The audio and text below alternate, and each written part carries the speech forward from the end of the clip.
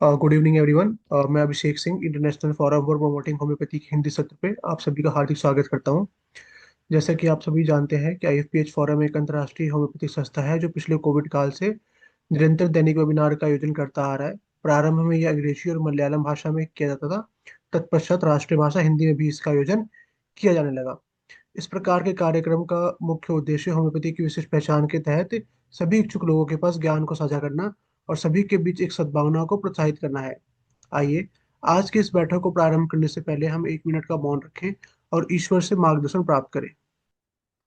धन्यवाद। मैं आप सभी का पुनः स्वागत करता हूं। आज की इस बैठक के मुख्य मुख्य अतिथि वक्ता हैं डॉक्टर अंजलि बियानी मैम। अ, मैम ने बीएचएमएस किया है। एमएपीसी सीजीओ सीजी सी जैसी योग्यताएं प्राप्त की हैं और पूर्व में वाइस प्रिंसिपल एवं असिस्टेंट प्रोफेसर के रूप में कार्य कर चुकी हैं। वर्तमान में मैम हेल्थियंस डायग्नोस्टिक लैब में सब्जेक्ट मैटर एक्सपर्ट के रूप में कार्यरत हैं। मैम एक समर्पित professional counselling psychologist, IMS certified POCSO trainer और जेनेटिक काउंसलर भी हैं। अ, आज का आपका अनुभव हम सभी के लिए प्रेरणादायक रहेगा। डॉक्टर अंजलि बिहानी जी का हार्दिक स्वागत है। Ma'am you can start now. Hello, नमस्कार। आज का टॉपिक मैंने पीसीओडी पे किया है। पीसीओडी और पीसीओएस कॉमनली यूज्ड होने वाले इंटरचेंजेबल टर्म्स हैं, बट दोनों का अपने आप में डिफरेंट सिग्निफिकेंस है। As per the severe disease कितनी सीवियर है, क्या सिम्टम्स आ रहे हैं। जैसा कि डिजीज और सिंड्रोम में बेसिकली डिफरेंस होता है। डिजीज एक पर्टिकुलर लोकलाइज्ड ऑर्गन तक रहती है, एंड सिंड्रोम जो होता है आमतौर पे मल्टीपल ऑर्गन्स को अफेक्ट करता है। एंड इसके सिम्टम्स जो होते हैं ज्यादा सिस्टमिक होते हैं, लाइक मल्टीपल ऑर्गन्स अफेक्टेड हैं तो सिम्टम्स पूरी बॉडी में डिफरेंट लोकेशंस पे डिफरेंट डिफरेंट आते हैं सिंड्रोम में। और डिजीज में ऐसा नहीं होता है। इस टॉपिक को शुरू करने से पहले मैं थोड़ा सा मेंस्ट्रुअल साइकिल को रिव्यू करूंगी। बेसिकली जब हम मेंसेस की बात करते हैं तो हम स्टार्ट करते हैं कि पेशेंट का लास्ट पीरियड कब आया था। लास्ट पीरियड से लेकर उसकी ओव्यूलेशन डे तक जो होता है वो आपका पहले फेजेस में काम करता है। हमारा पीसीओडी जो डिजीज है वो ओव्यूलेशन और ल्यूटियल फेज के बीच का प्रॉब्लम है। जब ओव्यूलेशन जहां होना चाहिए वहां ओव्यूलेशन नहीं होता है, एंड उसकी जगह पर ल्यूटियल फेज के अंदर मल्टीपल सिस्ट बन जाते हैं, and these lead to basically problems. अपने आप में ये एक हार्मोनल डिसऑर्डर है, क्योंकि इसमें आपका बेसिक जो इशू आता है वो hypothalamic and pituitary ovarian axis जो है वो अफेक्टेड होता है। पीसीओडी क्या है? पीसीओडी एक फंक्शनल डिसऑर्डर है फीमेल रिप्रोडक्टिव सिस्टम का। क्योंकि ये एक फंक्शनल डिसऑर्डर है, यानी कि सिर्फ फिजियोलॉजिकल लेवल्स तक ही रहता है, इसको क्योर करना ज्यादा आसान है। एंड इसके केसेस में होम्योपैथी बहुत एक्टिवली काम कर सकती है। बट हम लोगों को बेसिक नॉलेज पता होनी चाहिए, बिकॉज अभी हम we are competing with modern sciences, and वहां पर पेशेंट ऑलरेडी बहुत सारी ट्रीटमेंट्स करके आता है, नहीं भी करके आता है तो बहुत सारा नॉलेज गूगल से और बहुत जगह से लेके आता है। तो अगर हम उसके नॉलेज को सरपास नहीं करेंगे जो कि वो इधर उधर से पढ़ के आया है, तो वो हमें सीरियसली नहीं ले पाएगा। पीसीओडी के अंदर पहला जो इशू आता है फॉलिकुलर अरेस्ट होता है। बेसिकली ओवरीज में आमतौर पे एक फॉलिकल बनता है जिसमें से ओव्यूलेशन होता है, एंड वो ओव्यूलेशन होने के बाद फॉलिकल्स डिसॉल्व हो जाते हैं। बट ऐसी कंडीशन में न्यूमरस फॉलिकल्स बनते हैं जिनमें से एक भी अच्छा फॉलिकल नहीं होता है और ओव्यूलेशन नहीं हो पाती है।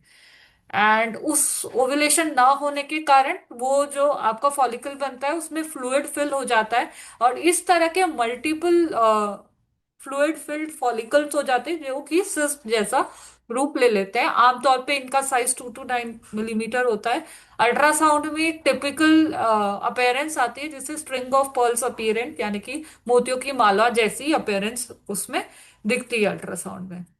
इसमें साथ साथ एक बहुत इंपॉर्टेंट पॉइंट होता है, सेकेंडरी हाइपर एंड्रोजेनिज्म होता है। यानी कि आमतौर पे फीमेल्स में जो हार्मोन्स होते हैं जैसे कि ईस्ट्रोजन, प्रोजेस्टेरॉन, एफएसएच, एलएच, उनके अलावा जो मेल हार्मोन्स है जैसे कि टेस्टोस्टेरॉन, उसकी क्वांटिटी नॉर्मल फीमेल्स में जितनी होनी चाहिए उससे ज्यादा होने लगती है।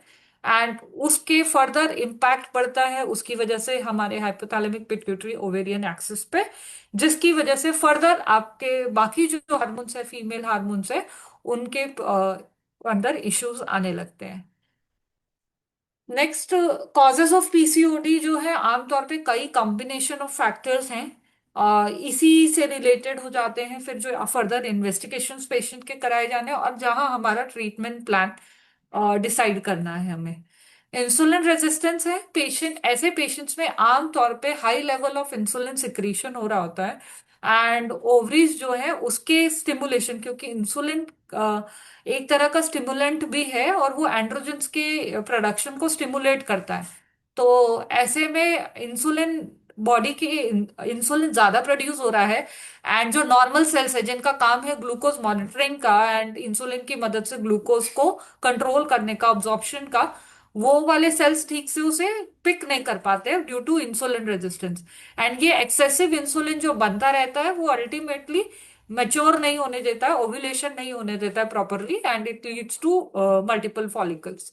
ईआर स्ट्रेस लेटेस्ट स्टडीज में पाया गया है कि जो हमारे ग्रैन्युलोसा सेल्स होते हैं ओवरीज के अंदर, जिनमें बेसिकली एग के ओव्यूलेशन, आपका जो फॉलिकल बन जाए उसके आसपास जो ग्रैन्युलोसा सेल्स होते हैं, उनका जो एंडोप्लाज्मिक रेटिकुलम है, अगर वो किसी भी कारण से स्ट्रेस में है, तो उस केसेस में पीसीओडी का डेवलपमेंट या पीसीओएस का डेवलपमेंट ज्यादा होने के चांसेस है, बिकॉज वहां पे इन्फ्लेमेशन ट्रिगर हो जाती है और वो फॉलिकल को ठीक से बिल्ड नहीं होने देता है, सरवाइव नहीं करने देता है। एलिवेटेड एंड्रोजन्स आमतौर पे इंटरफेयर करते हैं हमारे pulsatile release release of gonadotropin releasing hormone. यहाँ हम बात कर रहे हैं hypothalamic ovarian axis, hypothalamic pituitary ovarian axis की, जो कि बेसिकली अगर एंड्रोजन्स बढ़ जाते हैं, जैसे टेस्टोस्टेरोन की मात्रा बढ़ती है, वो इम्पल्स देता है गोनाडोट्रोपिन रिलीजिंग हार्मोन को, जो कि हाइपोथैलेमस से सिक्रीट होना है। उसके वजह से उसका सिक्रीशन कम होता है, एंड उसी के कारण से ल्यूटियोनाइजिंग हार्मोन और फॉलिकल स्टिमुलेटिंग हार्मोन का जो रेशियो है वो डिस्टर्ब हो जाता है, and that leads to like irregular ovulation, या फिर नॉर्मल जो रेगुलर ओव्यूलेशन होनी चाहिए वो नहीं हो पाती। हम डिफरेंस की अगर बात करें बेसिकली पीसीओडी एंड पीसीओएस में, तो आमतौर पे पीसीओडी, क्योंकि एक डिजीज है, ये लोकलाइज्ड ऑर्गन ओवरी तक सिचुएटेड रहता है। आमतौर पे इसमें एक टिपिकल फॉर्मेशन दिखती है ओवरीज में, अल्ट्रासाउंड में क्लियरली दिखता है कि multiple cyst periphery of the ovary में सिचुएटेड है, और इसके अंदर मेटाबॉलिक इन्वॉल्वमेंट कम होता है, यानी कि पेशेंट के शुगर लेवल ज्यादा अफेक्ट नहीं होंगे, या फिर उसके फर्दर जो सिम्टम्स हैं वो डिफरेंट रहते हैं as compare to PCOS. PCOS क्योंकि is not only a ovarian problem, it is systemic endocrine and metabolic disorder. इसको हम ये नहीं बोल सकते, तब तक नहीं बोल सकते कि पीसीओएस है जब तक कम से कम दो criteria from the three of Rotterdam criteria observe हो। ये अभी मैं आगे डिस्कस करूंगी। साथ ही साथ इसमें पेशेंट में टाइप 2 डायबिटीज होने के चांसेस ज्यादा होते हैं, अदर मेटाबॉलिक डिसऑर्डर्स जैसे कि cholesterol imbalance and insulin resistance diabetes, और साथ ही साथ थायराइड रिलेटेड डिसऑर्डर्स भी होने के चांसेस पेशेंट में ज्यादा होते हैं। ऑल द मेटाबॉलिक डिसऑर्डर्स जो कि सिंड्रोम का रूप ले लेते हैं, पेशेंट को मल्टीपल इश्यूज होते हैं। रॉटरडम क्राइटेरिया बेसिकली ये कहता है कि आमतौर पे इस पेशेंट का जो आमतौर पे 12 साइकिल होने चाहिए साल में, बट इस पेशेंट के 8 साइकिल्स या उससे कम साइकिल्स होते हैं। आमतौर पे इनका मेंस्ट्रुअल साइकिल 35 डेज से ज्यादा मिलेगा, 35 40 45 डेज का साइकिल रहेगा, 60 डेज भी हो सकता है। एंड जो 12 साइकिल्स आनी चाहिए पूरे साल में वो 8 साइकिल से कम रहेंगी। दूसरा क्राइटेरिया है कि इनमें एक्सेसिव मेल हार्मोन के सिक्रीशन के क्लियर कट सिम्टम्स आएंगे, for example facial and body hair, severe acne है, थिनिंग ऑफ स्कैल्प हेयर्स है, जो भी हेयर्स होते हैं उनकी थिनिंग हो जाती है, इवन बाल्डिंग भी देखने को मिल सकता है। आप इसमें स्पेसिफिकली टेस्टोस्टेरोन का टेस्ट कराएंगे, उसका जो लेवल है वो आपको बढ़ा हुआ मिलेगा। पीसीओएम टिपिकल जो अपेयरेंस है ओवरीज में, वो टिपिकल अपेयरेंस दिखेगी साइड्स में, सिस्ट, मल्टीपल सिस्ट सेटल्ड है। तो कम से कम इन तीनों में से दो सिम्टम्स अगर पेशेंट को हैं, तभी हम उसको पीसीओएस क्राइटेरिया में डालते हैं। ये एक मैंने इमेज क्रिएट किया है। इसमें बेसिकली एक हेल्दी ओवरी है जिसमें डिफरेंट साइकिल फेजेस दिखाए हैं। फॉलिकल शुरू में डेवलप हो रहा है, डोमिनेंट फॉलिकल बना जिसमें से ओव्यूलेशन हो गया, एंड धीरे धीरे वो फॉलिकल डिसॉल्व हो जाएगा, कॉर्पस ल्यूटियम बनेगा और वो डिसॉल्व हो जाएगा। बट जो पीसीओडी का पेशेंट होगा उसके अंदर मल्टीपल स्मॉल सिस्ट बनेंगे, ओवरी का साइज भी बड़ा हो जाएगा, कोई भी डोमिनेंट फॉलिकल नहीं है जिसमें से ओव्यूलेशन हो पाए, तो ओव्यूलेशन नहीं होगी। पीसीओडी के अंदर एक ये टिपिकल अपीयरेंस आपको देखने को मिलेगी और ओव्यूलेशन नहीं होती है, इसलिए पेशेंट्स को प्रेगनेंसी होने में दिक्कत होती है। ओवेरियन वॉल्यूम टिपिकली इसमें बढ़ जाती है 10 से 11 ml तक। मल्टीपल फॉलिकल्स देखने को मिलेंगे जिनमें 2 to 9 mm तक के फॉलिकल्स हो सकते हैं, एंड डिस्ट्रीब्यूशन स्पेसिफिकली पेरिफेरी में दिखाई देगी। क्लिनिकल डायग्नोसिस के लिए सिम्टम्स डेफिनेटली हम क्लिनिकल सिम्टम्स के साथ कोरिलेट करेंगे, बट कुछ स्पेसिफिक हार्मोनल मार्कर्स हैं जिनसे कि हम पीसीओडी या पीसीओएस का डायग्नोसिस कर सकते हैं। सबसे पहला मार्कर आता है एक नॉर्मल फीमेल में एलएच और एफएसएच का जो रेशियो है वो 1:1 होना चाहिए। बट पीसीओडी या पीसीओएस के पेशेंट्स में ये आमतौर पे 2:1 या 3:1 होता है, यानी कि जो ल्यूटिनाइजिंग हार्मोन है वो एफएसएच से कंपैरिजन में ट्वाइस मात्रा में बनने लगता है। ऐसा इस ऐसा इसलिए भी होता है क्योंकि जो ल्यूटिनाइजिंग फेज का फॉलिकल बना रह जाता है वो ज्यादा मात्रा में ल्यूटिनाइजिंग हार्मोन को बनाता जाता है, and that leads to excessive luteinizing hormone. अभी दूसरा कंडीशन है इसमें एएमएच का। एएमएच एक बहुत इंपॉर्टेंट मार्कर है पेशेंट्स की, फीमेल पेशेंट्स में रिप्रोडक्टिव हेल्थ देखने के लिए कि क्या चांसेस है कि वो प्रेगनेंसी कंसीव कर सकते हैं या नहीं। क्योंकि पीसीओडी के पेशेंट्स आमतौर पे मल्टी तभी ट्रीटमेंट लेने के लिए पहुंचते हैं जब वो प्रेगनेंसी की तैयारी करते हैं। आजकल थोड़ा सा अवेयर हो गए हैं, फिर कॉस्मेटिक रीजंस की वजह से भी पेशेंट्स पहुंच जाते हैं कि एक्ने हो रहा है, हेयर ग्रोथ हो रहा है, तो भी ट्रीटमेंट लेने की सोचते हैं। बट इनिशियली डेज में पुराने टाइम पे हम ज्यादातर पेशेंट्स जो इनिशियली डायग्नोज होते थे वो तब हो पाते थे जब वो प्रेगनेंसी नहीं कंसीव कर पाते थे। इसमें आमतौर पे एएमएच की वैल्यू नॉर्मली 3.8 to 5 से ऊपर मिलेगी। आमतौर पे हम 2 to 4 के जो रेंज है उस पे मानते हैं कि पेशेंट फर्टाइल है एंड हेल्दीली फर्टाइल है। बट उससे ऊपर अगर वैल्यू जाता है तो this is more towards PCOS, and pregnancy के चांसेस भी थोड़े कम हो जाते हैं। मेल हार्मोन्स अगर हम टेस्ट करते हैं, टोटल या फ्री टेस्टोस्टेरॉन आइडेंटिफाइंग फैक्टर है, इसमें आपको ये बढ़े हुए मिलेंगे। एंड अगर मेल हार्मोन्स बढ़े हुए हैं, पीसीओएस का पीसीओडी का पैटर्न ओवरीज में है, तो हम इसको क्लियर कट पीसीओएस बोल सकते हैं। साथ ही साथ डीएचईएस भी बन सकता है ज्यादा मात्रा में। बेसिकली ये एंड्रोजन है जो कि एड्रिनल ग्लैंड से बनता है, एंड अल्टीमेटली ये डीएचईएस ही कन्वर्ट होता है टेस्टोस्टेरॉन और ईस्ट्रोजन में as per the stimulants. But अगर इसकी मात्रा बहुत ज्यादा बन रही है, दैट अगेन इज इंडिकेटिव कि पेशेंट को पीसीओडी होने के चांसेस हैं। कुछ रूल आउट टेस्ट होते हैं क्योंकि कई बार पीसीओडी जैसी कंडीशन इन हार्मोन्स के डिस्टर्ब होने से भी होती है, तो हम लोगों को ये रूल आउट टेस्ट भी करने पड़ेंगे। फॉर एग्जाम्पल प्रोलैक्टिन, कि कहीं कोई पिट्यूटरी का इश्यू तो नहीं है जिसकी वजह से पीसीओडी जैसे सिम्टम जो कि इरेगुलर मेंसेस आ रहे हैं। टीएसएच के केसेस में भी अंडर एक्टिव या ओवर एक्टिव अगर थायराइड ग्लैंड है तो भी मेंस्ट्रुअल इरेगुलरिटीज आ सकती हैं। फास्टिंग इंसुलिन या ग्लूकोज अगर ज्यादा है उन केसेस में भी फिर हमें इंसुलिन रेजिस्टेंस देखना है, क्योंकि वो भी एक ट्रिगरिंग फैक्टर हो सकता है एंड्रोजन ओवर प्रोडक्शन का। बट कॉज यहाँ पे ओवरीज की हेल्थ नहीं है या ओवरीज का ओव्यूलेशन नहीं है, यहाँ प्रॉब्लम है इंसुलिन रेजिस्टेंस की, तो वो देख सकते हैं। प्रोजेस्टेरॉन आइडेंटिफाई करने के लिए कि पेशेंट को एक्चुअली ओव्यूलेशन हो भी रहा है या नहीं हो रहा है। अगर प्रोजेस्टेरॉन के लेवल्स बहुत लो हैं दैट मीन्स ओव्यूलेशन तो हो ही नहीं रहा है। ये उन पेशेंट्स के लिए मॉनिटर करना जरूरी है who are planning for pregnancy with PCOD. Common signs and symptoms, irregular periods हैं, फ्रीक्वेंट नहीं है पीरियड्स, टाइम से नहीं आ रहे, अनप्रडिक्टेबल है, कभी 35 डेज की साइकिल है तो कभी 40 डेज की साइकिल है। या फिर कुछ पेशेंट्स में 3 3 4 4 महीने तक दे विल बी सेइंग कि अमेनोरिया है, हमें पीरियड्स आए नहीं है 4 महीने से 5 महीने से। एक्सेसिव हेयर ग्रोथ है, unwanted hair growth specifically on face chin, male pattern hair growth जिसे हम बोलते हैं, फेस पे, चिन पे, चेस्ट पे, स्टमक पे। और आमतौर पे पीसीओडी के केसेस में 70% पी फीमेल्स में ये सिम्टम्स आपको देखने को मिलेंगे। स्किन चेंजेस होते हैं, सीवियर एक्ने दिखती है, ऑयली स्किन हो जाती है, पैचेस होते हैं, और अकैंथोसिस नाइग्रिकेंस ज्यादा देखने को मिलता है वेयर इंसुलिन रेजिस्टेंस भी होता है, जहां पेशेंट को इंसुलिन एक्टिवली अफेक्ट नहीं कर रहा है उन केसेस में। डायबिटीज, इसीलिए डायबिटीज मेलाइटस 2 का भी एक सिम्टम अकैंथोसिस है, क्योंकि वहां पर भी अगेन वही सिमिलर पैटर्न रहता है।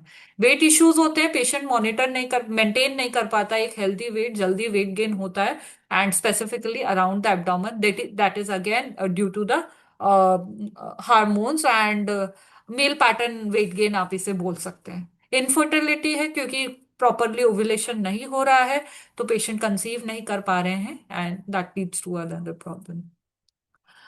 टॉकिंग अबाउट होम्योपैथिक थेराप्यूटिक्स, जब हम लोग होम्योपैथिक थेराप्यूटिक्स की बात करते हैं तो आमतौर पे पीसीओएस या पीसीओडी, क्योंकि ये एक सिस्टमिक प्रॉब्लम है, इसका ट्रीटमेंट कॉन्स्टिट्यूशनल बेस यानी कि टोटालिटी ऑफ सिम्टम्स पे किया जाए, unique physical traits, mental state and genetic background को ध्यान में रखते हुए पेशेंट के, तो ट्रीटमेंट ज्यादा अच्छा हम कर सकते हैं।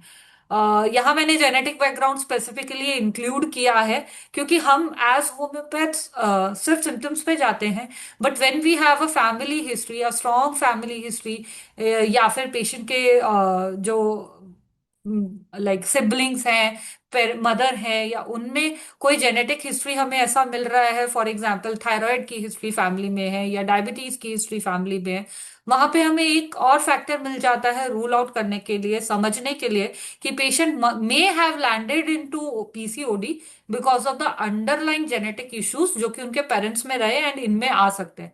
तो we can also rule out them, and हो सकता है पेशेंट को पीसीओडी है ही नहीं and she has landed into PCOD due to some other issues. Goal of this approach is to, basically हम लोगों का मेन मकसद इन कंडीशंस में ही है कि हम सबसे पहले हार्मोन बैलेंस को इम्प्रूव करें। हार्मोन बैलेंस इंप्रूव होगा तो ओव्यूलेशन अपने आप होने लगेगा प्रॉपरली, एंड साथ ही साथ फिर एक्ने एंड वेट गेन भी नेचुरली कंट्रोल में आएगा। आमतौर पे देखा जाता है कि होम्योपैथिक इंडिविजुअलाइज्ड होम्योपैथिक ट्रीटमेंट के साथ 4 से 12 महीने के अंदर जो मेंस्ट्रुअल साइकिल्स हैं वो रेगुलर होना शुरू हो जाती हैं, एंड ट्रीटमेंट अगर प्रॉपरली लेता है पेशेंट तो ही बहुत आसानी से पेशेंट को कंसीविंग में जो इश्यूज आ रहे हैं, या डेफिनेटली जो पहले हेयर ग्रोथ हो चुकी है हम उसको नहीं खत्म कर पाते हैं, धीरे धीरे वो डिक्रीज हो जाती है, new hair harden hair follicles बनने कम हो जाते हैं। अल्ट्रासाउंड की टेस्टिंग अगर हम अल्ट्रासाउंड रेगुलरली इन पेशेंट्स का हर 3 महीने में कराते हैं तो हमें स्पेसिफिकली जो बनी हुई सिस्ट हैं वो डिक्रीज होते हुए दिखते हैं। इवन जो LH/FSH का रेशियो है वो भी इम्प्रूव होता है, एंड इंसुलिन सेंसिटिविटी भी इम्प्रूव हो जाती है पेशेंट्स की।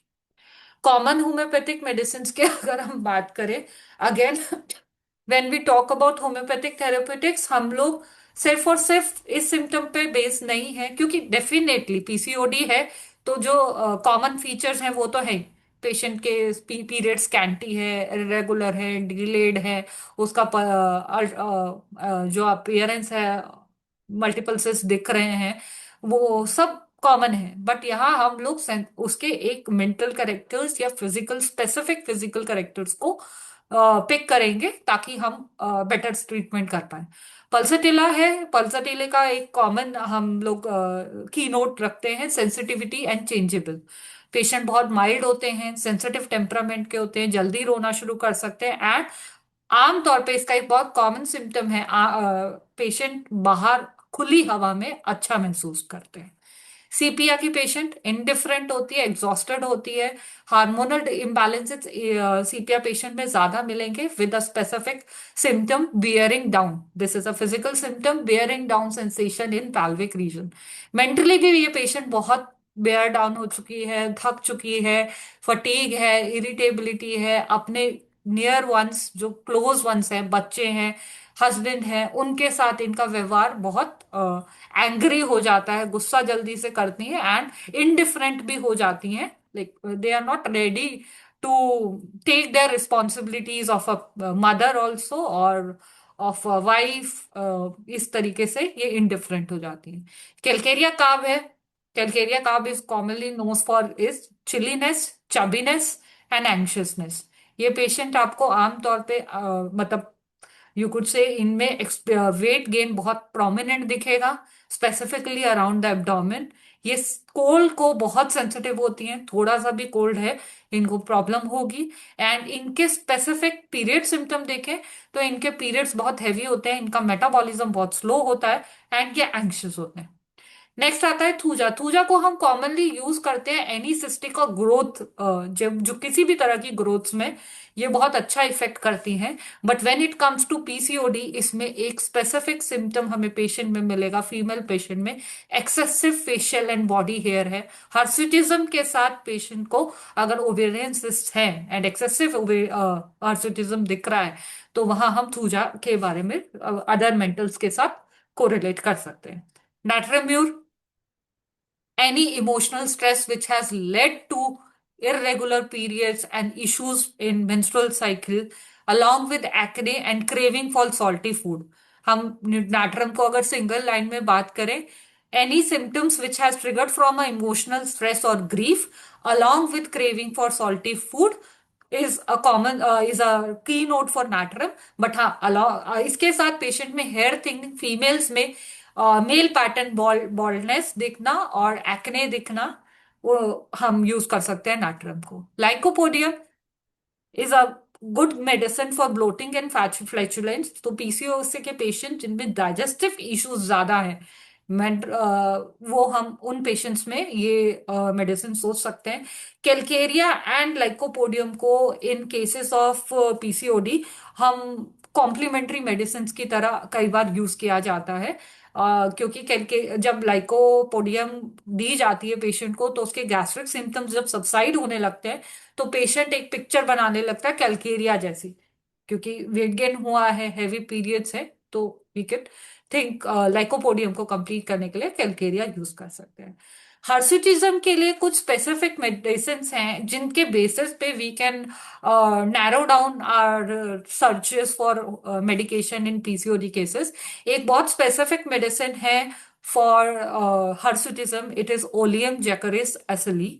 ये आपको स्पेसिफिकली पेशेंट अगर बोलता है कि मेरी चिन अपर लिप पे short and dark thick hairs हैं एंड वो आपको फिजिकली भी पेशेंट के केस में टिपिकल आपको अपेयरेंस उनके फेस पे बियर्ड की दिख रही है, मुस्टैच की दिख रही है, तो you could use this as a specific medicine. Calcarea carb को अगेन हम लोग हर्सिटिज्म के केसेस में जहाँ फैट फ्लैबी पेशेंट्स हैं, हमारी चबी पेशेंट्स हैं विद चिलीनेस है एंड उनका hair growth with hormonal disturbances with weight gain है, वहां पर हम कैलकेरिया चूज कर सकते हैं। आमतौर पे यूफोराइनम यूफोराइनम इज अ मेडिसिन जो कि ओवेरियन सिस्ट एंड ट्यूमर्स के लिए बहुत अच्छी मानी जाती है। एंड इसके साथ आमतौर पे हम देखते हैं पीसीओडी में जो पीरियड्स हैं वो इरेगुलर हैं, डिक्रीज्ड हैं, अमाउंट भी उनका कम है। But euphorinum with ovarian cyst and excessive periods and profuse periods with shorter cycles, हम यूफोराइनम सोच सकते हैं। Thuja, again, a very good medicine for any sort of growth, cyst and everything. जहां पे पेशेंट के skin symptoms, when you will be taking history, आपको मिलेगा कि पेशेंट ने कहीं ना कहीं उसके स्किन सिम्टम्स को सप्रेस किया गया है and that has led to internal growth in ovaries, और साथ में हर्सुटिज्म भी पेशेंट को मिलेगा। नेक्स्ट, एक्ने के बेसिस पे हम कैसे चॉइस क्रिएट कर सकते हैं। हर्सिटिज्म है बट इन केसेस में जहां हमें फेस पेशेंट्स के ऑयली स्किन दिख रही है, बहुत ज्यादा फेस पे एक्ने दिख रहा है and after any emotional trigger, अगर उस पेशेंट में हमें दिखता है कि the patient is telling us कि ये इमोशनल स्ट्रेस आया, या कोई फैमिली में किसी का कोई पर्टिकुलर ग्रीफ आया, एंड उसके बाद अचानक हार्मोनल डिस्टरबेंसेस हो गए, and then the face has started in like age group, जहां हम even we say it adult acne जिसे बोलते हैं, आमतौर पे 30+ फीमेल्स में अचानक से एक्ने शुरू हो गया, जो पहले कभी उन्होंने इतना प्रोमिनेंटली नहीं देखा था। पीसीओडी था बट इतना प्रोमिनेंट नहीं था। उन केसेस में वी कैन थिंक ऑफ नाट्रम्यूर। सीपिया, सीपिया को हम नैरो कर सकते हैं जहाँ पे पेशेंट के मेंसेस बहुत इरेगुलर है एंड बहुत कम है। The quantity of menses is shallow, and patient का जो अपियरेंस है वो अर्दी है, लाइक मिट्टी, यू कुड से कि फेस पे कोई ग्लो नहीं है। And generally if your skin is oily, आपका face चमकेगा, there is a shine on the face due to that oil, but in patients का face is not having any shine, वो बहुत डल हो जाता है along with the emotional irritability and वो सारे symptoms के साथ you could think of CPR। Pulsatilla, Pulsatilla में delayed menses है, scanty menses है, with mild and sensitive temperament है, और इसके साथ अगर पेशेंट को एक्ने है तो हम पल्सटिला सोच सकते हैं। सल्फर की एक्ने बहुत स्पेसिफिक है, जहां पे आमतौर पे पेशेंट एक्ने में पेन बताएगा, ये पेशेंट अपनी एक्ने में इचेस या बर्निंग बताएगा। मुझे मुझे एक्ने होता है तो मुझे ऐसा मन करता है मैं इसको खुजाऊं, मैं इसको मतलब इतना खुजाऊं कि इसमें ब्लड आ जाए। स्किन भी बहुत डर्टी लुकिंग होगी, पता लगेगा कि मतलब हमें देखने में बेशक बेशक शायद वैसे तो सल्फर का patient is not going to look after himself herself, but हमें देखने में भी ऐसा लगेगा कि ये पेशेंट अपनी स्किन का कोई ख्याल भी खास नहीं रख रहा है, जो कि एक प्रोमिनेंट सिम्टम हो सकता है। PCOD या PCOS is not only a disease related to the ovaries, it is also a metabolic disorder। Metabolism को मॉनिटर करने के लिए हम मेडिसिन देंगे, but if we are not ruling out the maintaining causes as Organon also says कि किसी भी condition का मेंटेनिंग कॉज अगर हम रिमूव नहीं करते हैं, we are not able to cure the patient completely.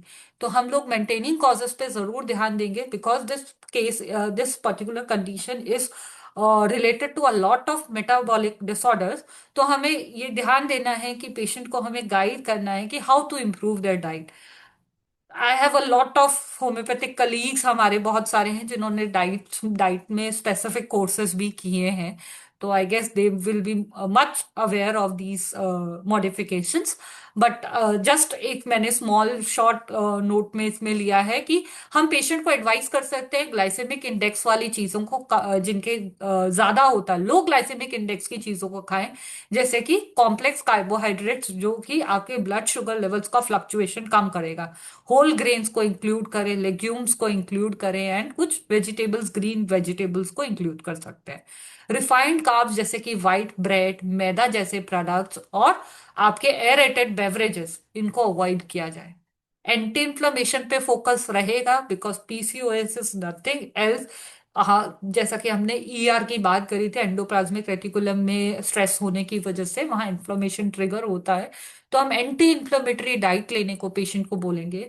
ऐसे कंडीशन में if the patient is taking good HDL, like good cholesterol की चीजें ले रहा है, for example walnuts, flaxseed, fatty fish, omega 3 के कैप्सूल्स भी हैं, वो भी यूज कर सकते हैं, तो that will be a good choice. Turmeric है which is a very good anti inflammatory, to include that in any form. Ginger है। प्रोटीन कार्बोनेट्स का पेयर बनाएं, not only taking excessive protein, क्योंकि that will also impact the glucose absorption. तो हम ऐसी चीजें खाएं जिनमें प्रोटीन भी मिले और कार्बोहाइड्रेट्स भी मिले। हमारी Indian pulses are very good sources if made into sprouts. Also paneer है, डेयरी प्रोडक्ट्स है, that are also a good source, क्योंकि वो ग्लूकोज अब्जॉर्प्शन को कम करते हैं, तो इंसुलिन सेंसिटिविटी को इम्प्रूव करने में हेल्प करते हैं। स्पेसिफिक माइक्रोन्यूट्रिएंट्स हैं जैसे कि मैग्नीशियम है, this again improves the insulin sensitivity in the body, तो एलमंड्स, लीफी ग्रीन्स आप दे सकते हैं पेशेंट को।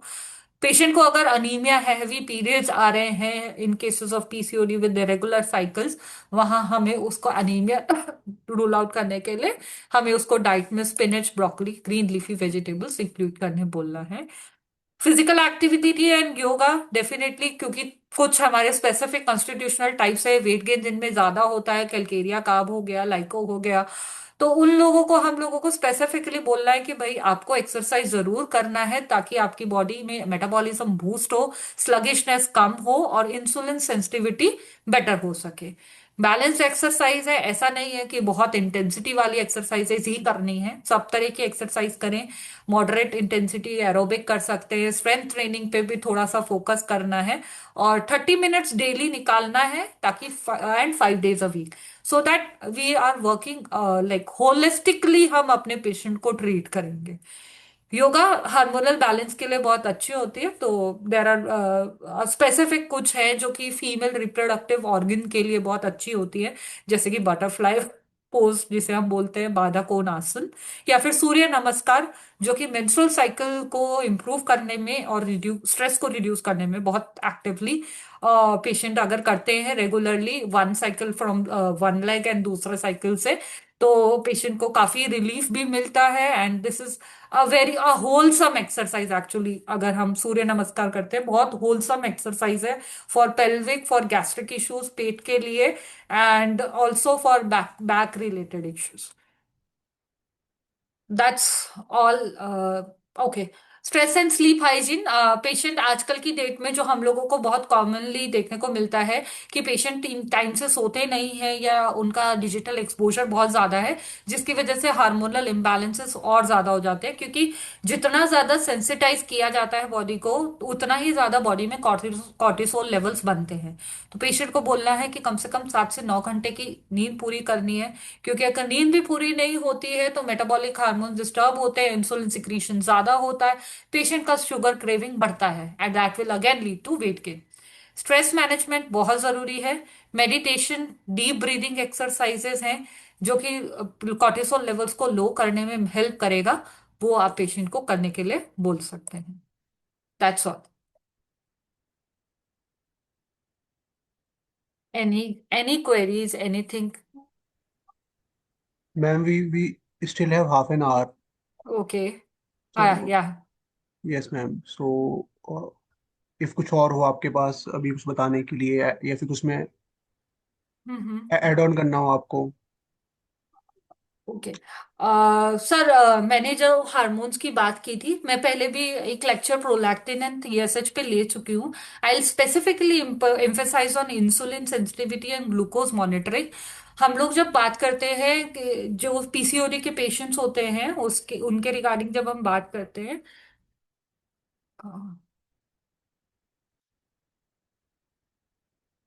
Just a second.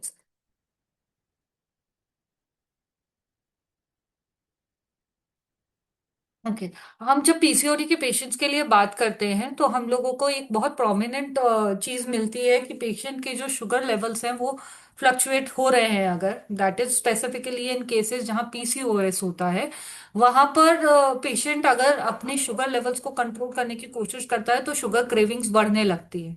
तो दैट उन केसेस में हमें जेनेटिक डायबिटीज का हिस्ट्री बहुत प्रोमिनेंटली मिलता है, या फिर पेशेंट के अंदर स्पेसिफिकली इंसुलिन सेंसिटिविटी कम देखने को मिलती है, कि पेशेंट के जो सेल्स हैं that are not actively reacting to insulin, and insulin resistance उसमें मिलता है। एक स्पेसिफिक टेस्ट है इसके लिए, विच इज होमा IR। इसमें basically insulin resistance with C peptide, and आपका कितना पैनक्रियास कितना इंसुलिन बना रहे हैं, कितना शुगर लेवल चल रहा है, एंड उसके बेसिस पे कैलकुलेशन डिराइव होती है, and that helps in diagnosing insulin resistance. उसके साथ साथ जो पेशेंट्स हैं पीसीओडी के, कई केसेस में पेशेंट को पीसीओएस है, पीसीओएस की ट्रीटमेंट जरूरी है, नहीं तो पेशेंट को मल्टीपल हार्मोनल इश्यूज आने शुरू हो जाते हैं, फॉर एग्जांपल थायराइड डिसऑर्डर आ गया है, साथ में उनको डायबिटीज भी हो जाता है। तो उन सब कंडीशंस को ध्यान में रखते हुए हमारा main focus is not only to treat that ovarian cyst, हमारा मेन फोकस यहाँ होना चाहिए कि पेशेंट का ओवरऑल जो है क्यों लाइक मेटाबॉलिज्म है वो इम्प्रूव हो सके, तो उस पे बहुत ध्यान देने की जरूरत होती है। Like I am working in a lab, मेरे पास पर डे में इतने केसेस आते हैं जहाँ पे एएमएच या तो बहुत ही लो है या फिर एएमएच बहुत हाई है। I have seen AMH PCOD के केसेस में टिल 24 ऑल्सो। हमारे लैब्स की जो जनरली जो रेफरेंस रेंज होती है वो 24 मैक्सिमम लिमिट है। कई बार पेशेंट्स का मोर देन 24 भी होता है इन केसेस ऑफ पीसीओडी। ऐसे केसेस में हम लोगों को साइकोलॉजिकली काउंसलिंग पेशेंट को बहुत देनी पड़ती है। Reason behind patient is like कई बार यंग एज ग्रुप पेशेंट है, रिप्रोडक्टिव एज ग्रुप पेशेंट है, वो बहुत डिसहार्टन हो जाते हैं सीइंग दोज रिपोर्ट्स। तो वहां पर फिर काउंसलिंग का पार्ट भी आता है, पेशेंट को समझाना कि this is not the end, there are there is treatment and with homeopathy we can see definitely कुछ मिराकल्स हम देख सकते हैं इन केसेस में। और anything, if someone has any query regarding blood testing or any hormonal testing or any specific indication of any hormone, तो आप लोग पूछ सकते हैं। मैम कुछ केसेस हो आपके पास? अ, अभी तो सर एक्चुअली क्योंकि कॉन्फिडेंशियल डेटा होता है, मैं पूरा केस आपको वैसे नहीं दिखा सकती। तो अभी मेरे पास लॉट किया हुआ नहीं है अभी कोई अलग से। तो मैं अभी तो नहीं दिखा पाऊंगी, पर डेफिनेटली आगे आगे कभी मौका मिलेगा तो I show you cases also. Okay ma'am. हम्म।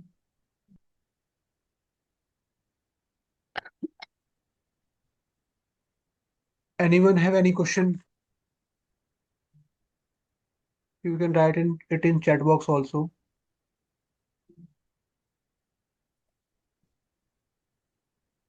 मेरा स्क्रीन शेयरिंग स्टॉप हो गया सर। और स्क्रीन शेयरिंग तो शो हो रहा है आपका। अब मैंने बंद कर दिया। अब स्टॉप हुआ है हाँ मैम, जी। आपकी आपका वीडियो रुका हुआ है। हम्म,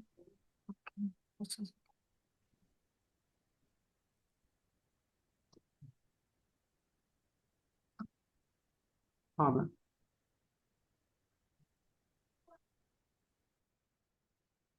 मैंने अभी इसमें बीच में एक बोला था कि बहुत सारे केसेस पीसीओडी के अदर हार्मोन्स की वजह से रिजेंबल करेंगे कि ये पीसीओडी है, बट पीसीओडी होता नहीं है। तो वहां पे वो चीजें भी रूल आउट करना बहुत जरूरी है। लाइक हमें लग रहा है पेशेंट को पीरियड्स नहीं आ रहे हैं and the patient has come with like irregular cycles और absent cycles with heaviness in breast and discharge भी है, या फिर स्पेसिफिकली ड्यूरिंग या बिफोर पीरियड्स पेशेंट अगर बोलता है कि मुझे ब्रेस्ट में हेवीनेस या डिस्चार्ज आ रहा है या हेवीनेस रहता है, पेन रहता है, वहां पे हमें साथ में प्रोलैक्टिन को रूल आउट करना बहुत जरूरी है। प्रोलैक्टिन अगेन क्योंकि आपके हार्मोन्स पे भी इफेक्ट करता है, पिट्यूटरी ग्लैंड से आता है तो आपके ओवेरियन एक्सेस पे भी इम्पैक्ट डालता है। तो they this may resemble as the symptom of PCOD, but वो पीसीओडी होता नहीं है, प्रोलैक्टिन हाई होने की वजह से भी हो सकता है। सिमिलरली अदर हार्मोन्स के केसेस में भी ऐसा देखने को मिल सकता है, जैसे पेशेंट का थायराइड ग्लैंड डिस्टर्ब हो रहा है, TSH like basically TSH again pituitary से आ रहा है और वो आपके T3 T4 के सिक्रीशन को अफेक्ट कर रहा है and then that is leading to irregular cycles. तो वहां पे फिर वो भी रिलेटेड है। आमतौर पे see as homeopaths, me being in lab now, मैं टेस्टिंग के बारे में ज्यादा डिटेल में बात कर रही हूँ, बट जैसा हम लोग कॉमनली देखते हैं हम लोग टेस्टिंग पे बहुत ज्यादा नहीं जाते हैं। But as a homeopath working in with total working with MBBS and MD doctors, मुझे ऐसा लगता है अगर हम लोग अपना थोड़ा सा हैंड स्ट्रांग रखते हैं टुवर्ड्स इन्वेस्टिगेशंस तो हम शायद पेशेंट को अच्छे से और अच्छे से समझा सकते हैं। And what are the side effects of those allopathic medicine जो कि हार्मोनल कंकॉक्शंस उनको दिए जाते हैं ऊपर से, वो क्या हार्मोन क्या इफेक्ट उन पे कर सकते हैं, वो हम पेशेंट को ज्यादा अच्छे से समझा पाएंगे। Okay ma'am. Doctor Ram Parvesh Shah sir, आपको कुछ कहना है? सर तो सर के गाइडेंस में तो सब कुछ चल रहा है। नहीं नहीं, thank you Abhishek ji and congratulation doctor Anjali Bihani. बहुत अच्छा प्रेजेंटेशन है और खास करके हम लोग के प्रैक्टिस में इस तरह का केस बहुत आता है और आते ही रहता है, और बहुत अच्छे ढंग से ठीक होता भी है ना। कोई दिक्कत नहीं होता है, चाहे पीसीओडी हो या पीसीओएस हो, दोनों केस होता है। वो तो थोड़ा हार्मोनियल डिसबैलेंस है।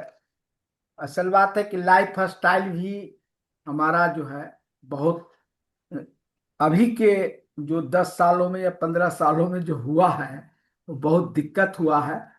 हमेशा जूता पहने हुए, हमेशा चप्पल पहने हुए, हमेशा जो है मनो नेचुरल से कांटेक्ट हट गया है। अब वातावरण इस तरह का है, मनो इलेक्ट्रिकल डिसबैलेंस हो गया, जिसके कारण से इलेक्ट्रिकल डिसबैलेंस के कारण फिर जो है हमारा केमिकल डिस्टरबेंस हुआ है। केमिकल डिस्टरबेंस इज कॉल्ड माल, मतलब हार्मोनियल डिसबैलेंस हुआ है ना। तो हार्मोनियल जब डिसबैलेंस होता है तो हम स्ट्रेस में, हम ग्रीफ में, हम एंजाइटी में चले जाते हैं, और जिसके कारण से हमारा जो है मैकेनिकल इफेक्ट होता है, ऑर्गेन जो है हमारा डिस्टरबेंस होता है, जिसमें हमारा पीसीओडी भी है और पीसीओएस भी है। तो बहुत अच्छा लगा आप जो जो भी फिजिकल और मेंटल जो बताए, और दवाई जो बहुत अच्छा, सभी दवा को आपने जो है डिस्क्राइब किए। पलचटला है, सिपिया है, नेट्रम, खास करके thuja is the very good remedy. Thuja PCOD में हम देखते हैं, थूजा एक दो केस हमने इसका लिया था, तो उसमें जहां पर हेयर ग्रोथ है फेस में या कहीं पर जो होता है, तो उसमें ओवर ग्रोथ जब जहां हो जाता है तो थूजा, विदाउट थूजा नहीं ठीक होता है। इसलिए साइकोटिक सोरा और साइकोटिक का जो है अति रहता है। ऐसे हम तो जानते ही हैं कि main cause of disease according to law of homeopathic science psora, sycotic and syphilitic, है ना। तो सोरा, इसके इसमें सोरा फंक्शनल डिस्टरबेंस होता है, और फिर उसके बाद पीसीओडी हो जब आता है तो हमारे फिजिकल बॉडी पर जो है ओवर ग्रोथ होता है, जिसके कारण से। तो बहुत अच्छी दवाई, और आपने दो तीन दवाई बहुत बढ़िया बोले। ओभिनम भी बहुत अच्छी दवाई है, जो है हम देते हैं कभी कभी, है ना। Sepia very good remedy, hormonal disbalance and. तो बहुत बहुत धन्यवाद डॉक्टर अंजलि बिहानी जी, बहुत अच्छा लगा। चलिए इसी तरह से हम लोग आईएफपीएच में देते रहेंगे, और होम्योपैथिक को आगे बढ़ाते रहेंगे। घर घर होम्योपैथिक, घर घर homeopathic. Thank you. Thank you sir. We still have last 15 minutes. If someone wants to discuss any case, specific case, तो can you add your experience like labs में काम करने का एक्सपीरियंस, या फिर जैसे कि हम क्लिनिक पे काम करते हैं, तो डिफरेंस हम्म क्या है हेल्थियंस, क्योंकि मैंने भी यूज़ किया है। मेरे कुछ हम्म दिन पहले हेल्थियंस लैब से मैंने टेस्टिंग कराई थी। तो क्या डिफरेंस आता है as a homeopath in working as a in lab and in basically in your own setup? Sir देखिए, लाइक मेरा अभी जो रोल है यहाँ पर वो जो है पेशेंट्स को बेसिकली रिपोर्ट्स को समझाना है, उन पे काउंसल करना है। Like I have done genetic counselling, मेरा मास्टर्स काउंसलिंग में जब मैंने किया था, तो मेरा मेन मोटो यहाँ पे ट्रीटमेंट नहीं है। मैं यहाँ पेशेंट्स को रिपोर्ट समझाना है and what best treatment they could opt for, वो गाइड करना है। इवन हेल्थियंस का अपना आयुर्वेदिक ब्रांच भी है, they are actually manufacturing medicine also. तो ये लोग उस पर भी थोड़ा सा फोकस करते हैं, but I am not doing that, मेरा तो सिर्फ काउंसलिंग पार्ट है। तो जब हम क्लिनिकल प्रैक्टिस में होते हैं, सर वही वाली बात होती है कि हर हर कोई क्लिनिकल प्रैक्टिस में बहुत कंफर्टेबल नहीं होता है। Like may be situations, life और सब कुछ को देखते हुए। तो मैंने जब स्टार्ट किया, लाइक मैंने जब करियर स्टार्ट किया था, तो मैंने क्लिनिकल प्रैक्टिस से ही स्टार्ट किया था।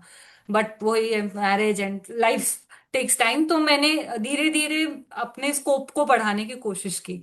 And working in this field मुझे ऐसा लगता है होम्योपैथ्स के पास बहुत स्कोप है to go into fields beyond homeopathy actually. अगर हम लोग थोड़ा सा टू लाइक थोड़ा सा अगर definitely if we are into practice, उससे बेटर तो कुछ है ही नहीं, वो तो है ही है। बट अभी के मार्केट में जो डिफरेंट सिनेरियोज हैं, फॉर एग्जांपल मैंने पैरामेडिकल्स को पढ़ाया भी है। पैरामेडिकल्स वो बच्चे हैं जो ये एमएलटी के कोर्सेज कर रहे हैं, रेडियोलॉजी के कोर्सेज कर रहे हैं, ऑप्थेल्मोलॉजी के कोर्सेज कर रहे हैं, जो छोटे कोर्सेज हैं, 2-2 3-3 साल के कोर्सेज हैं, वो कर रहे हैं। तो आप उनको पढ़ा भी सकते हैं। You could take lectures, guest lectures. मैंने तो फुल टाइम वर्क किया है। तो उसी के साथ मैं पैरामेडिक्स में एक्चुअली मैं लेबोरेटरी में घुसी थी। मुझे वहीं समझ में आया था कि इट्स नॉट नेसेसरी कि मुझे एमडी ही करना है पैथोलॉजी में तभी मैं रिपोर्ट्स को समझ सकती हूँ। I can not approve reports, मैं नहीं अप्रूव कर सकती। बट मैं आज की डेट में पैथोलॉजिस्ट जो है हमारे, वो अगर हमारी टीम नहीं है तो वो इनकम्प्लीट हो जाते हैं। बिकॉज उनकी रिपोर्ट वो जो रिलीज करने वाले हैं, उसका क्लिनिकल कोरिलेशन उन्हें हमें से चाहिए।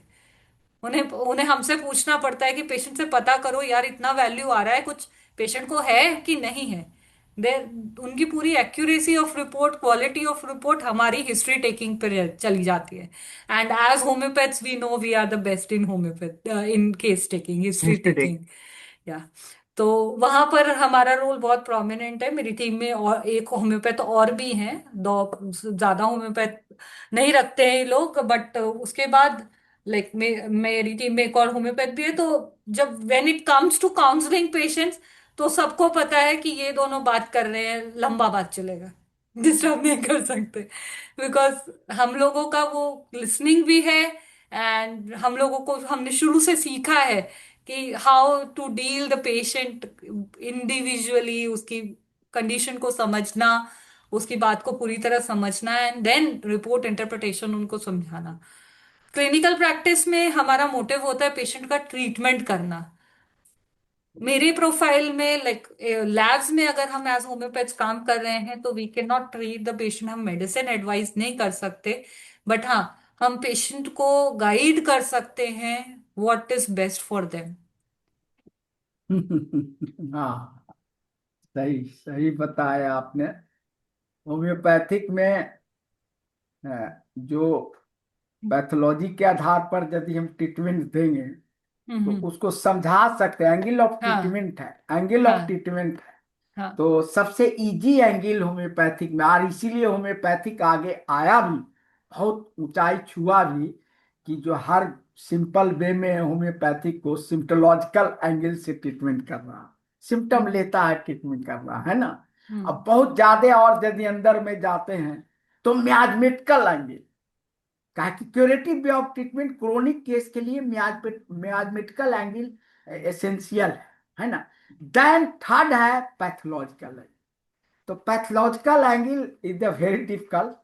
हर होम्योपैथिक चिकित्सक पैथोलॉजिकल एंगल से ट्रीटमेंट बहुत नहीं कर सकता है, और जो है बहुत उसके लिए चाहिए। तो उस तरह का हमारा सेक्टर, गवर्नमेंट सेक्टर से भी ये, या हमारे कॉलेज भी वैसा नहीं दे रहे हैं, जिसके कारण से हम जो है आगे बढ़े। अब धीरे धीरे कुछ हो रहा है। हम्म। तो एंगल ऑफ ट्रीटमेंट है, तो तो सिम्टोलॉजिकल एंड मैं मियाजमेटिकल एंगल उसी वो पॉइंट ऑफ सब। व्यू से बोल रही हूँ, क्योंकि जो फ्रेशर्स आते हैं ना, हाँ जो फ्रेश बच्चे आते हैं, उनको सच में नहीं पता होता, उनको क्लिनिकल प्रैक्टिस के अलावा कुछ नहीं पता कि हाँ what else they can do. तो उन बच्चों के लिए लाइक जेनेटिक काउंसलिंग है, it's a very booming field.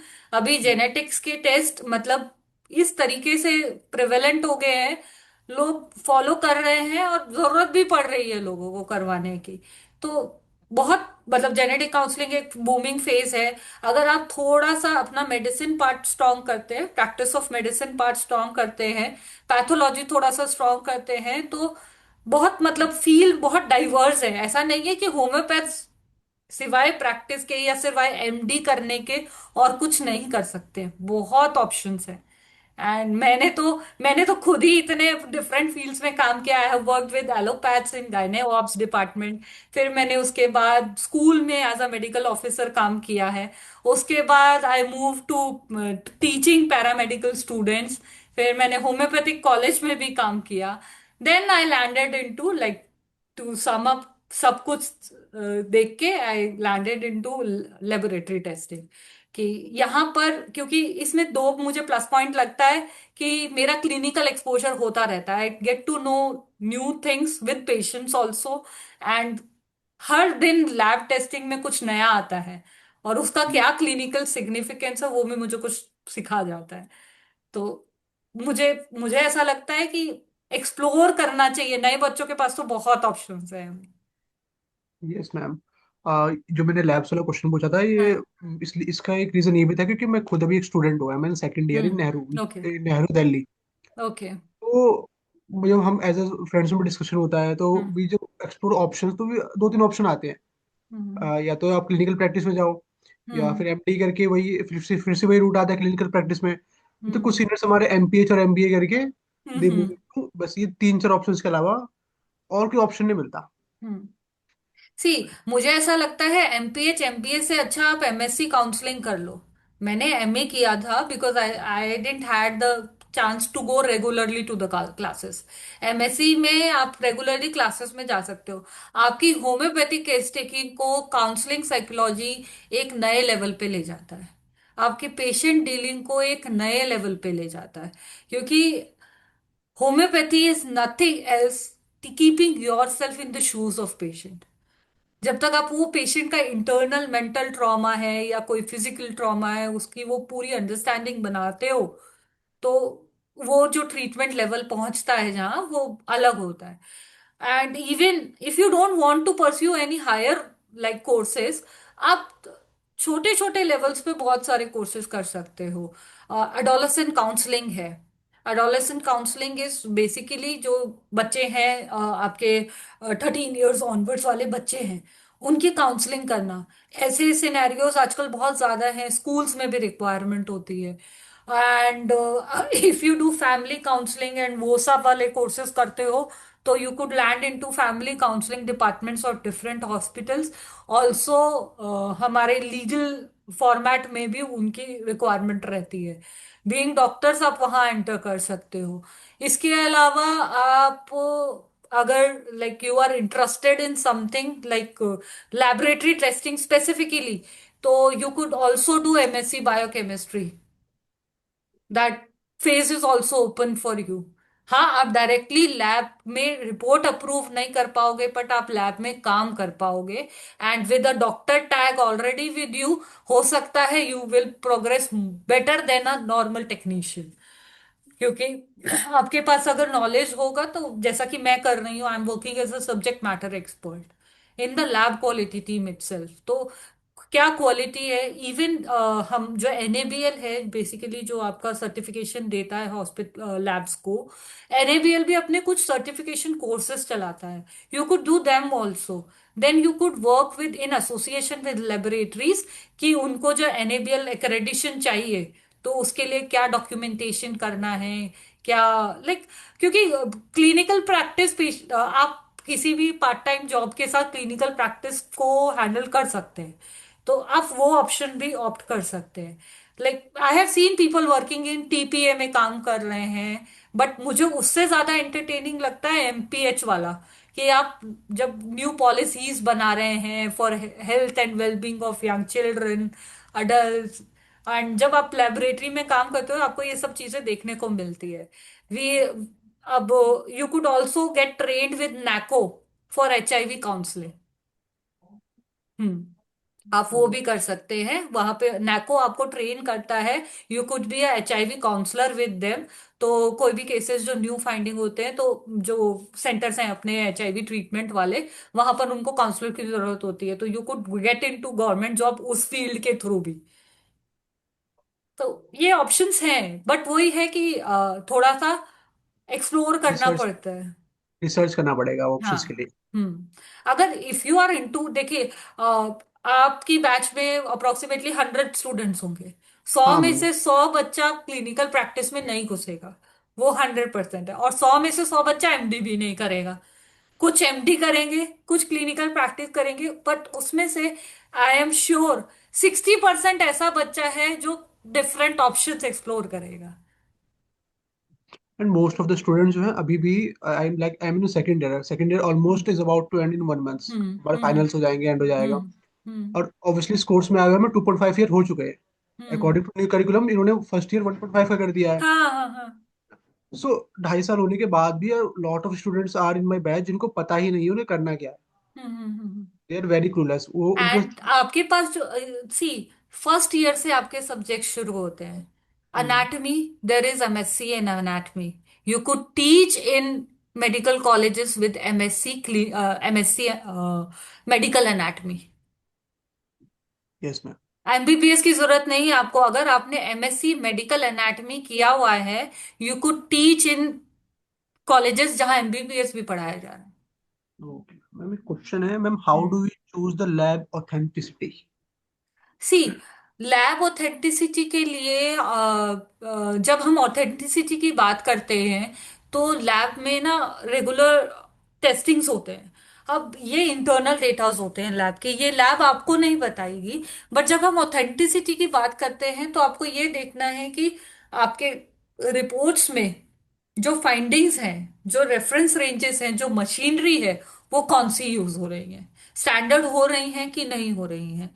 अभी मार्केट में there is a lot of variety of machines and methodology for testing. But जब हम बात करते हैं सर्टिफिकेशंस की, जिन लैब्स के पास एनएबीएल है या कैप है, वो labs are much better than local labs.